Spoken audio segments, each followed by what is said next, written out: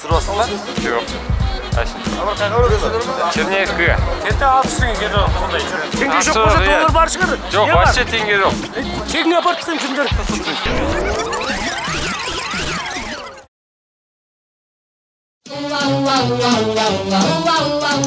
Ассалаумағалейкум достар, менің аты жөнім Данияр Сұлтан. Менікі Лесхан Омархан. Біз Лесхан екеуміз алғаш рет шетелге Францияға шыққанына байланысты өте қатты ұнап қалды. Сол себепті Лесхан екеуміз ақылдаса отырып, бүкіл әлемді автостоппен ақшасыз саяхаттауды жөн көрдік. Біздің алғашқы сапар Алматыдан Шымкентке, Шымкенттен Ташкент, Самарқанд, Бұхараға жету мақсат. Дайындық барысында біз Canon 80-ді алдық және Sony X3 2 Powerbank және флешкалар. Тамақтан бір күндік заттар алдық. Қазақстан шоколад, су, тағы да консервалар алдық. Біздің настроеміз өте керемет. Ендеше біз бастаймыз.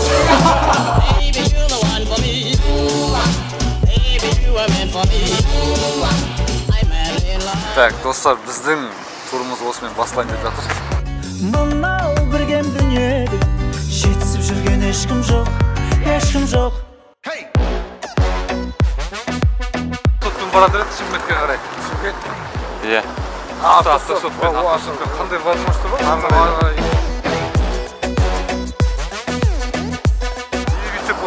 Задан Шымкентке дейін автостоппен кетіп барады. Қай жерге дейін алып кете аласыз, алып кете аласыз ба? Да.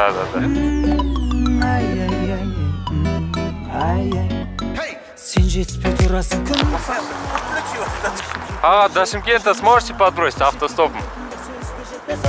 Қолдан келсе бір күні қол жеткізем саған, қол жеткізем саған, қол жеткізем саған. Шымкентке жету керек аға. Ақшасыз. Ақша жоқ. Ассалаумағалейкум. Әлемді аралап жатыр автостоппен. Ақшасыз, брат. Алып кетші, брат. Біз негізі ары қарай Ташкентке, Бұхара, Самарқандқа баратырмыз. Лучше жұмыс істемейсің, жатырсың. Өттенге болсын тамақ ішсін деп мен адам алып кетемін да, сендер автостопты өлдіріп жүрсіңдер. Өзіңіз қаяқтан болсын? Шымкенттен. Құттар жұмыс істепші, айлығын жеткізе алмай жүрді бала шағасына. Жаңа қатыны жұмысқа шығып кетті, баласы өртеніп кетті кеш Астанада.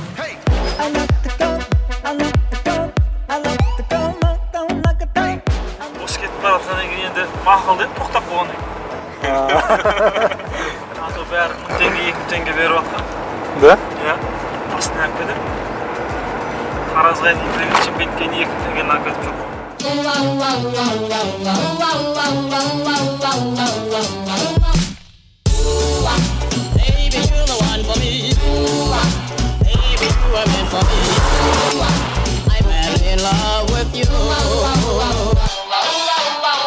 Түстенуге келдік, әзірге бірінші түстік. Осындай каша, рисовый каша говядинамен. Бізге ас болсын. Шымкентке дейін енді прицеппен барамыз, газельмен. Прицеп 3, короче, бұзып қалды.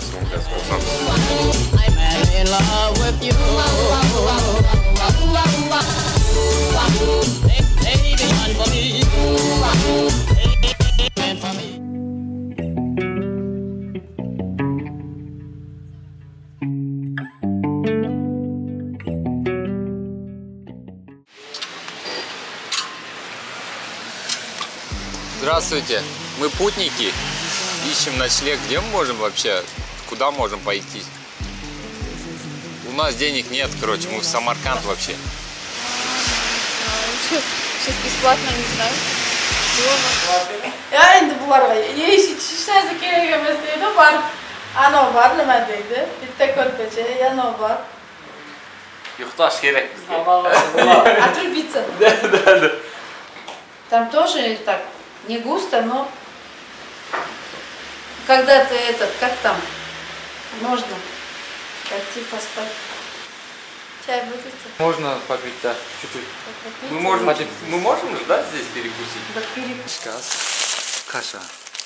Рисовая с говядиной. Это продолжение той каши. Бұлар анау екен, это шералы.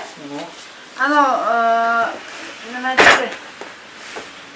Өзбекстан, Бұхараға барып, Алматыдан chiqibdi. Bu qanaqa tekin bor, tekin keladigan odamlar ekan. Kechqadrom. Shunga ham aytaman, kvartiraga молодец debdi. Kvartira olib tashib ketaman. Dostlar, bizde Irakka uyuna barga keldi. Hozir ikimiz bара жатырмыз. Беловодка ауылында.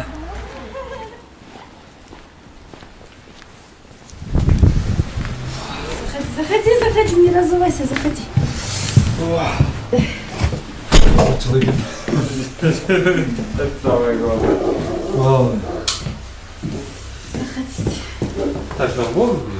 Или как? Что говоришь? В обуви или как? Да, он туда разувается, туда. Куда? Да, он туда заходи. Все понял. Чё? Спасибо большое вам. Спасибо. Ну что, друзья, вот и завершился наш первый день. Нас приютила та женщина, которую мы встретили ранее, и она нам дала ночлег. Мы здесь будем ночевать и утром снова отправимся в путь. Достар 700 километрді автостоппен Беловод ауылына дейін келдік. Мұндағы енді жаңағы алдында көрген әйел біздің үйіне алып келді. Өте керемет эмоция. Шыны керек, біз мұндай адамдардан бұндай күткен жоқпыз. Енді бірінші рет шыққан неміз ғой, автостопымыз ақшасыз. Бірақ бұл жердегі эмоция, бұл жердегі сезім енді сөзбен айтып жеткізу мүмкін емес. Бізде бағана алып келген кісі бар ғой, бізді алып келген ол айтты да. Короче, сендердің орнына 3 мың теңге тапсам болады дейді, бірақ сендерді алдым каким-то образом білмеймін дейді. Бірақ бізді алып орта жолдан кейін тағы бір машинаны алып та, одан 10 мың теңгеге клиент алды. Соны, короче, ойлап отырдық, сонда бізді алғаннан кейін ол тегін. Одан кейін 10 мың теңгеге клиент алды. Бұл айтқанда жақсылық істесең айналып келеді. Екі есе.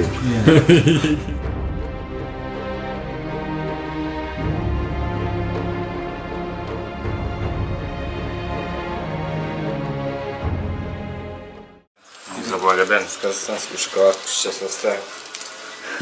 Сюда. Қойамыз? Қай жерге қоясың? Аяқталды, мына таңға жоқ, біз Черняевскийге баратырмыз, Лесхан екеуміз. Бірінші қазір Колосқа жетеміз. Одан кейін Черняевкаға жетеміз. Потом границада өтеміз, Ташкентте боламыз. Мы путники, без денег. Даже нет обозвать. Ақшасы, брат. Автостоп.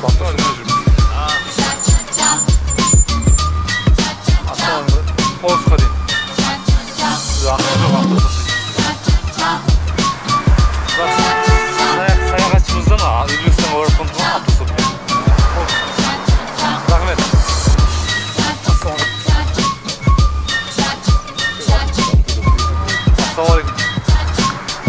Ассалаумалейкум, брат. Біз ақшасы саяқтап жүрген, Колосқа барып көрген бізге. Алып тұрсыз ба? Нормально одетые, хотят на нас заработать, а у нас денег нету. Ақшасы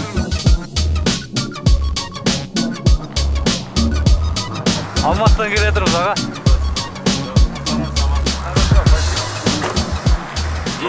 Но там трудновато вам будет на Колосе, я вам скажу, уехать. Колосе, да? А? После Колоса? Да. Ну, в сторону Черняев. Почему? Там в основном таксисты все. Работы мало получается. Ну а почему каждый второй таксист? You're just my universe, just my universe. You're my unique words, by my simple words. Sonsuz billion, no girls. Be my only one, be my universe. Черняевкаға ақша жоқ, жету керек сол жаққа. Черняевка ма? Иә, ақша жоқ. Алып барасыз? Уалейкум салам. Алып барасыз аға? Екеуміз, мына жігіт екеуміз. Неге ақша жоқ? Алматыдан сөйтіп бара жатырық, Алматыдан? Иә. Қай барасыңдар? Черняевка. Екеуміз. Алматыдан ма? Теңге жоқ бірақ. Сөйлесін. Жаңа түнде адам барады ғой, Ермекте. Қайға барады екен? Неше қайға барады? Қайға? Біз сұрасың ба? Жоқ. Әшін тұр. Абар қайға барады? Черняевкаға. Кетті алты үстіңе кетіп қондай жүр. Жоқ, теңге жоқ вообще. Екеуміз ғана. Адам жоқ. Алматыдан келеді. Жайға қанша ұқсасың Алматыдан? Жай емес. Қазір. Черняевкаға аға. Теңге жоқ. Теңге жоқ болса доллар бар шығар. Жоқ, вообще теңге жоқ. Теңге апарып тастайын жүріңдер. Жалпы арасса точно ақша жоқ. Болды ғой ақша жоқ болса. Жүріңіз. Ақша не керек бар? Кеттік. Теңге апарамын, жетсін. Черняевкаға неше жүрсіңдер? Екеуміз мына жігіт екеуміз. Біз Өзбекстанға, Бұхараға барып жатыр. Кеттік онда. Қай жерге? Черняевкаға. Границаға барып. Иә. 1000 теңгеден беріңдер, сразу кетеміз. Теңге жоқ аға. Ақшасыз. Автостоппен Алматыдан келатырмыз. Бұхараға барамыз. Ақшасыз. Қайға дейді жігіттер? Черняевкаға барады, даже Бұхараға барады, автостоппен келатыр. Түсіндің бе? Ақша жоқ. Ақша қақта? Ақша жоқ. Алған жоқпыз ақша. Ақшасы жоқ. Енді? Соны жету керек. Енді кім апарады өйяққа? Елі ғой, өйяқтан кепсіңдер, бұл жерден ешкім тегін апармайды. Мен сапармасам басқа Жоқ, қашым бұл мен емес. Қазір. Қаншасыңдар? Екеуміз ақша жоқ. Ақша жоқ. Черняевкаға барамыз аға. Бізде теңге жоқ. Автостоппен жүрдік. Сол осы жерден стайк онда. Черняевки нету, говорит. Ну, нам надо подальше стать, по идее. Здесь уже люди стоят. Здесь по-любому басқа адамды алып кетеді, ақшасы бар адам. Мы автостопом едем. До Черняевки подбросите нас. 500 теңге. У нас нету денег. Почему нет? Автостопом, ну, на нуле. Давай. Рахмет большой. О, небо.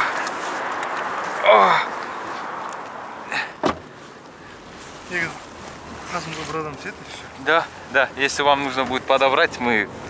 Hiç ақша жоқ ма қазір? 0 теңге. 0 теңге? Тамақ не болады? Тамақ сұрап жүрміз. Жаңа қиналасыздар. Неге? Ол жақта бермей ма адамдар? Енді оларды өздері жағдайлары жақсы емес қой.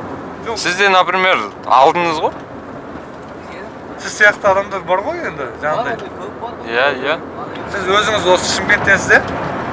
Или? Ауғанстаннан көшіп келдік. Афганистаннан ба? Ауғанстаннан. Бірақ этнически өзбексіздер, иә? Жоқ, қазақпыз. Қазақсыз ба? Қазақсыз ба? Қалай жағдайларыңыз істеп жатыр ма сонда? Жоқ, оралып келгенде деймін да, өкімет сәл... Жоқ. Көмек бермеді? Тек қана документ, паспорт беріп болды. Гражданство алдыңыздар ма? Ал былай, Ауғанстанда қазақтар көп па? Ауғанстанда көп қазақ. Шамамен қанша қазақ бар? Қазір болса керек 800-700 мың. 800-700 мың, почти миллионға жақын жуық, е? Миллионға жақын қазақ. Қазақтар қалай вообще өмір сүріп жатыр? Жақсы ма ол жақта жағдайлар? Жақсы, жағдайлар жақсы, иә. Қазір бұрынғыдай ол жақта не жоқ шығар, соғыс бірдеңе деген. Соғыс бар. Бар ма әлі? Бұрын жақсы еді ғой, соғыс мысал, сен қалада едің, соғыс мына жерде болар еді. Білер едің, соғыс қай жерде. Қазір білмейсің ғой. Қалада жүргеніңде, бір теңге істеп жүргеніңде келіп бомба патлатып жібереді. Бомба жарылып кетеді, иә? Қай жерге өліп қалғаныңды қайда өлесің білмейсің ғой. Ана сол жаман болып кетті ғой Ауғанстан. Енді көшіп келді ғой мына жаққа. Ауғанстаннан. Негіз ең жер Қазақстан. Ең қандай жер дейсің? Үлкен ба? Жоқ. Закон жоқ дәулет. Закон деген нәрсе жоқ Қазақстанда. Закон, иә. Барысы ақша. Ақша бердіңіз ма болды. Адам өлтірің. Пара ма? Иә. Адам өлтірің, $10,000 берің болды бітті.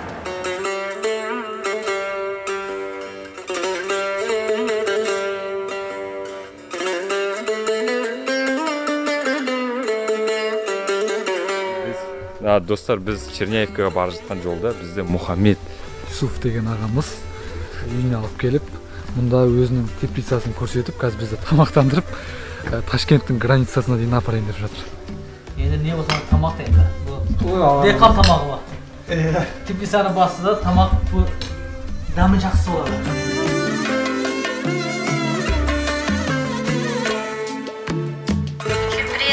В Ташкент только заезжаете, да, в Узбекистан? Вот телефондар включить поставьте дорогой, граница, да нельзя телефон включить. Потом уже подключите. Ладно, давайте, удачи вам. Как время будет, мне вас все, у меня после этого где-то 5 дней связи не будет. Я еще интернет сам. Сейчас прому.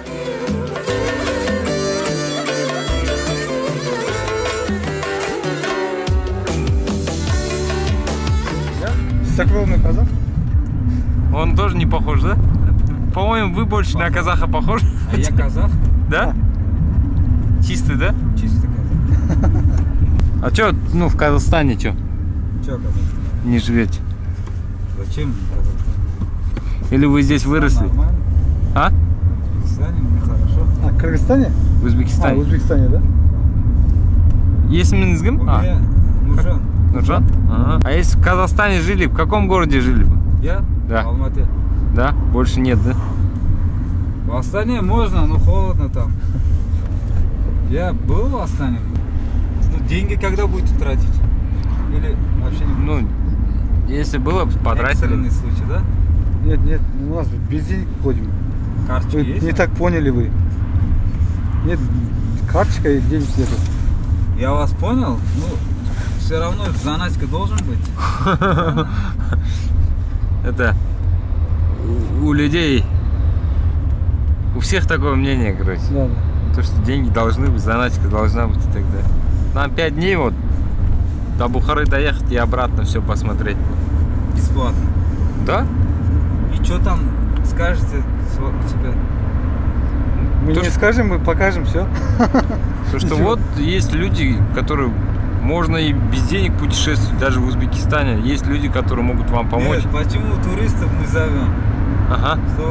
Чтобы они деньги. Ну. Чтобы это. Да, деньги нам зашли. Да, да. Но здесь суть в том, что люди-то ограничивают себя из-за денег только. Ну, типа, я вот не могу поехать в ближайшие страны, потому что у меня нету денег. Нет, в Узбекистане хорошие люди много. Ты голодный? Туда так просто.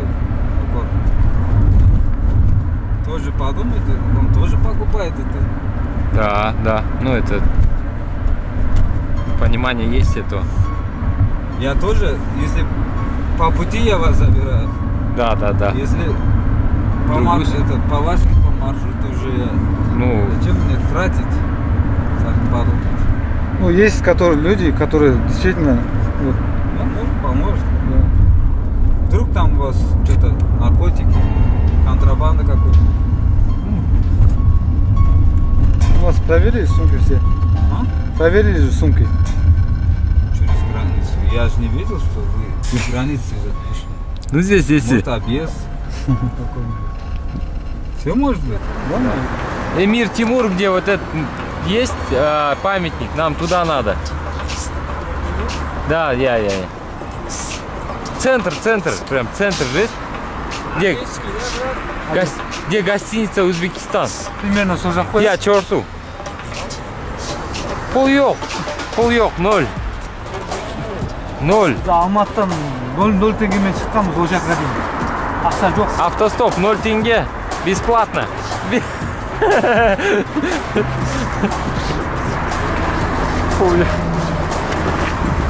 Атың кім? Махмуд. Ағам бар Алматыда. А? Ағам бар Алматыда. Ағаңыз бар ма? Қазақ. Ақыспын мен. Қазақсыз ба? Қазақсыз ба? Қазақтар көбейген ғой мына жақта. Жаңа бір кісі ол жаққа дейін алып келді ғой, қазақ тоже, Нұржан деген. Қазақстан жалпы оңай ма? Оңайды ғой. Барам өзім мамамды беремін. Қалай Өзбекстанда жағдай былай жақсы ма? Қазақтарды қалай нормально жақсы көре ма енді? Сыйлай ма негізі? Типа қумай ма? А? Bizim oldu жақсы.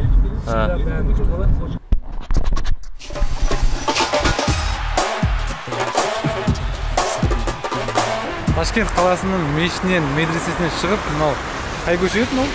Бұл Әлішер Наваи көшесі. Наваи көшесінен тікен осы Ташкентке келіп бір байқағаным, мұнда өте таза екен. Шыны керек, бағана Наваи көшесімен келе жатырмыз. 4 километр болып. Жолда ешқандай артық мусор, артық зат жоқ. Барлығы тап-таза. Сапарымыз 2 сағат бойы жаяу жүрдік. Сонымен Анхор өзенінің жағалауында тұрып қазір. Енді біздің мақсат, бүгінгі мақсат жататын жер тауып, кешкі тамағымызды ішіп, ертең азанда Самарқанд қаласына жол жүру. Жалпы бұл жердің елді мекені орысша сөйлеспейді екен, байқадыңыз ба? Аздау. Орысша сөйлеспейді. Қазақша сөйлесең мүлдем. Аздау сөйлейді. Қарт адамдар орысша біліп тұр ғой. Меня зовут дядя Хусан. Да? Хасан, Хасан? Да, Хасан. Меня зовут Хусан. А вот как вам здесь живется вообще? Ну вот вы писатель, получается? Вот в этой книге я не совсем писатель, когда меня никто не хвалит, я начинаю хвалиться сам. Ну да, это правильно. Откуда вы? Я из Самарканда. Ого! Мы завтра там будем, и у вас будет шанс. Круто. А вы откуда? Из Казахстана? Мы с Алматы. Так поняла. Почему? Ну, по-русски заговорили, поэтому. Там завтра будем, кстати. Все, так идем. Хайдан білсін он? Снимает, не снимает он. Здравствуйте. Вот туристы оказались без денег. Нас возможно здесь приютить или нет? Как без денег? Ну вот. Кредитной карточкой? Нет, ничего нет. Ну, документы все есть, но денег нет. Вы, наверное, шутите? Нет. Автостоп не Бесплатно, по-моему. Можете? Как может быть начальником? Сказать, попробовать просто как-то. Мы можем со скидкой 50% сделать. Это получится $90 по курсу.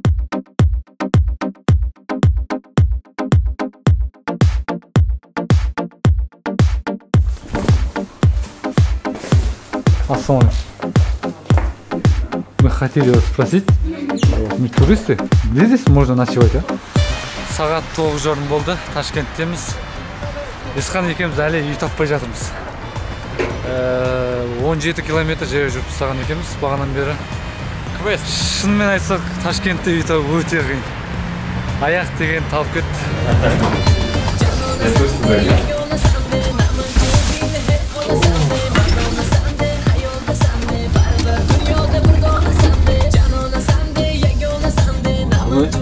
Казахстан. Бывали? Что? Казахстан. No. Yeah. Hi, Ulrich. Hello. Hi, good. Assalamu alaikum. Tourists? Yeah. From Uzbekistan? No, Kazakhstan. Kazakhstan? Yes. Yeah, hotel Oybek. Yeah. Серьезно? Вы на русском разговариваете? Конечно. Come. Okay. Come. Okay. Yeah. Have a good night. Yeah, Oybek. Yeah. Thank you very much. Yeah, you're welcome. Бүгін Ташкенттегі түніміздің соңы сағат 1:30.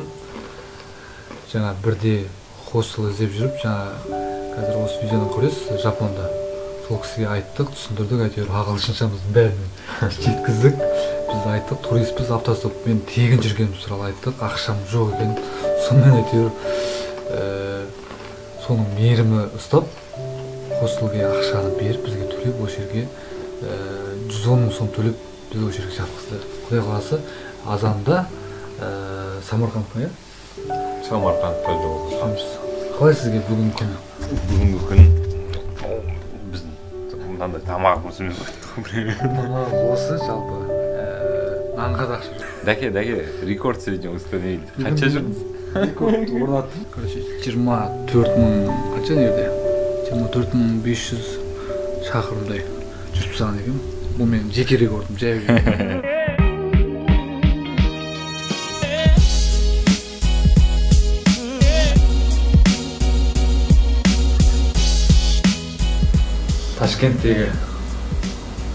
Ташкенттегі бірінші таңымыз, бірінші таң асымыз сол баяғы каша говядиной, гречневая. Қазір алға қарай Самарқандқа жолға жүреміз.